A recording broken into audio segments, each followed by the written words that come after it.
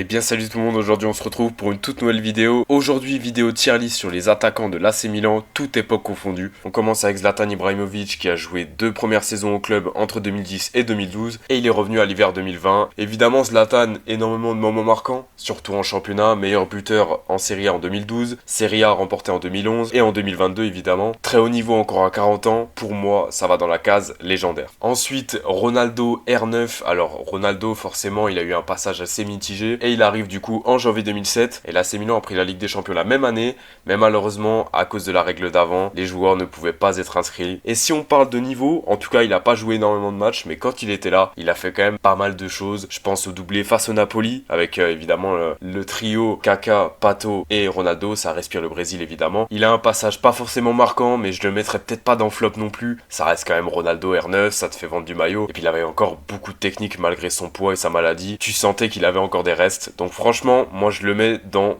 bon passage. Ensuite là, on va partir sur Mario Balotelli. Et alors là, je sais pas du tout quoi en penser. Alors honnêtement, quand il arrive en 2012, ses 6 premiers mois sont très bons. Et après, bon, c'est plus compliqué. Flop, c'est peut-être un peu fort, donc je vais le mettre dans bon passage. Mais pour moi, ça reste quand même en dessous de R9. Ensuite, on continue avec Olivier Giroud. Olivier Giroud, là pour le coup, certains vont être surpris, mais je trouve que son passage est très très bon. 3 saisons, il arrive à l'été 2021. L'AC Milan vient de finir deuxième de Serie A, c'est la fin de la Banderera, il met pas mal de buts, et c'est peut-être même Giroud Prime, malgré le fait qu'il avait 38 ans quand il est parti. C'est le seul gros club auquel il est resté titulaire toutes les années où il a joué. Il y a des moments marquants en Serie A, il y a des beaux buts, moi je le mets dans très bon passage. Ensuite, Ronaldinho, 3 années très bonnes j'ai envie de dire. Alors certes, bon, Ligue des Champions, il a pas passé un cap, mais honnêtement, ce qu'il a prouvé sur le terrain, il y a un titre en 2011 également, mais ce qu'il a prouvé sur le terrain, c'était magique, il a mis de très beaux buts, techniquement il était toujours au sommet même à plus de 30 ans, donc pour moi c'est iconique et il n'y a pas de débat pour moi. Ensuite Hernan Crespo, alors lui il est resté qu'une saison, c'est la saison 2004-2005, et comment vous dire qu'il a été exceptionnel. Voilà, il a marqué je sais pas combien de buts en Serie A, il marque un doublé en finale de Ligue des Champions, bon vous le savez, il y a score final 3-3, même si c'est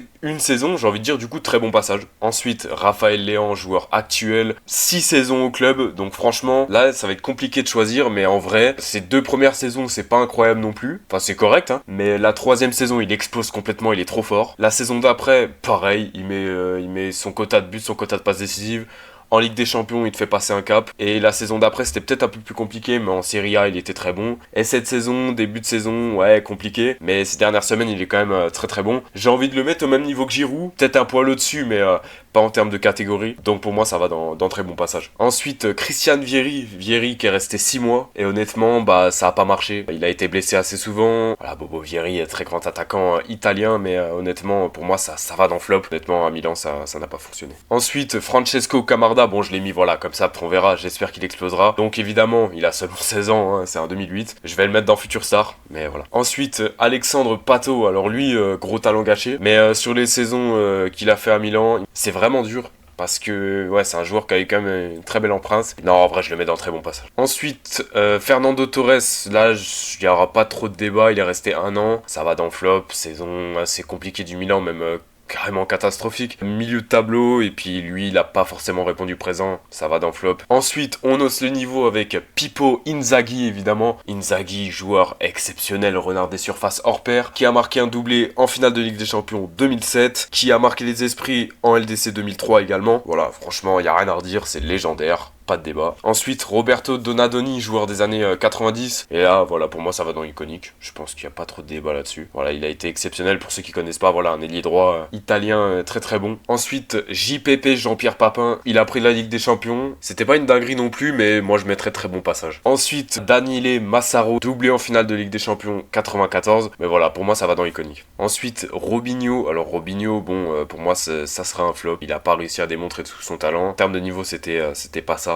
Franchement, c'était compliqué. Ensuite, Andriy Shevchenko, joueur exceptionnel, technique, avec une grande finition, rapide, ballon d'or, vainqueur de la Ligue des Champions, champion d'Italie, Coupe d'Italie, y a rien à redire, légendaire. Ensuite, Gunnar Nordahl, il faut savoir que c'est un joueur des années 50 qui est le meilleur buteur de l'histoire du club. Alors j'étais obligé de le mettre, je le connais pas plus que ça, mais je vais le mettre dans iconique parce que ça reste quand même le meilleur buteur de l'histoire du club. Ensuite, Gonzalo Higuaín, alors lui, c'est vrai qu'il y en a qui peuvent oublier son passage, moi oui aussi, mais je m'en suis rappelé assez récemment. Honnêtement, c'était pas forcément mauvais, puis il a proposé quelque chose, c'était pas incroyable, c'était la fin de la Banderera, j'ai envie de le mettre dans bon passage. Ensuite, George Weah, iconique, pour moi il n'y a pas trop de débat. Joueur ultra technique, il a mis un but exceptionnel face à Hellas Vérone. Je vous invite à faire une petite recherche. Incroyable, franchement, joueur exceptionnel, complet, tout ce que vous voulez. Ballon d'or 95, c'est tout simplement iconique. Et pour finir, la casse-goat, il y en a qu'un seul, c'est Marco van Basten, triple ballon d'or, double champion d'Europe.